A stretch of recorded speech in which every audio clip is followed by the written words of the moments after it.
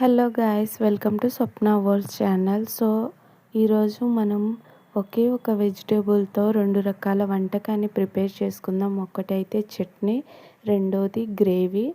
So బీరకాయతో ఇలా gravy ఇంకా chutney prepare చేసి ఉంటారు కదా, ఎవరెవరు చేశారో చిన్నపాటి కామెంట్ చేయండి. ఒకవేళ ఈ వీడియో కొత్తగా అనిపించుంటే తప్పకుండా మీ ఫ్రెండ్స్ అండ్ ఫ్యామిలీకి షేర్ చేయండి. ఒక లైక్ వేసి నాకు సపోర్ట్ చేయండి. నేను చెప్పే విధంగా ఒకసారి ట్రై చేసి కామెంట్లో తెలియచేయండి మీకు ఎలా కుదిరిందో. లేట్ చేయకుండా వీడియోలోకి వెళ్ళిపోదాం. ముందుగా అయితే బీరకాయలని పైన కొంచెం షార్ప్గా ఉంటుంది కదా, ఆ పొట్టుని తీసి పక్కన పడేయండి.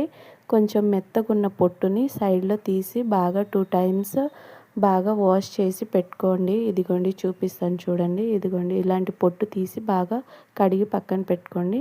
ఇంకా బీరకాయ గ్రేవీ చేసుకుందాం. సో ముందుగా ప్యాన్లో ఆయిల్ వేసి కొంచెం జీలకర్ర, కరివేపాకు, ఉల్లిపాయలు, పచ్చిమిర్చి, ఇంకా కసూరి మెత్తి, మనం ముందుగా నానబెట్టుకున్న శనగపప్పు కూడా వేసి బాగా ఫ్రై చేసిన తర్వాత ఉప్పు, కొంచెం పసుపు వేసి ఫ్రై చేసి ముక్కలు అందులో వేసేయాలి. అది ఒక 10 మినిట్స్ తర్వాత మనం ఎక్స్ట్రా వాటర్ ఏమి వేయాల్సిన అవసరం లేదు, ఎందుకంటే బీరకాయలోని చాలా ఎక్కువ వాటర్ ఉంటుంది. చూడండి పైకి వాటర్ అనేది ఇలా పైకి తేలుతుంది. తర్వాత ఇంకో 15 మినిట్స్ కుక్ చేస్తే చాలు, గ్రేవీ అనేది రెడీ అయిపోతుంది. ఈ గ్రేవీ ఎందులో అయినా బాగుంటుంది. గార్నిష్ కోసం కొత్తిమీర వేసుకోండి. నెక్స్ట్ అయితే మనం చట్నీ ప్రిపరేషన్ కోసం వెళ్ళిపోదాం.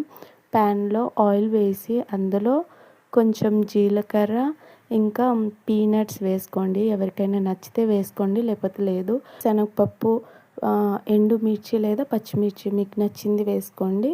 తర్వాత మనం తొక్కుని కడిగి పెట్టుకున్నాం కదా, అది వేసి ఒక 10 మినిట్స్ బాగా ఫ్రై అయిన తర్వాత చింతపండు వేసి అందులో కొంచెం కొత్తిమీర రెమ్మలు వేసి బాగా ఫ్రై చేసుకున్న తర్వాత మిక్సీ జార్లో ట్రాన్స్ఫర్ చేసుకొని మిక్సీ పట్టుకొని తాలింపు వేసుకోవడమే. అంతే, ఎంతో రుచికరమైన గ్రేవీ ఇంకా చట్నీ రెడీ. వీడియో నచ్చితే సబ్స్క్రైబ్ చేయండి.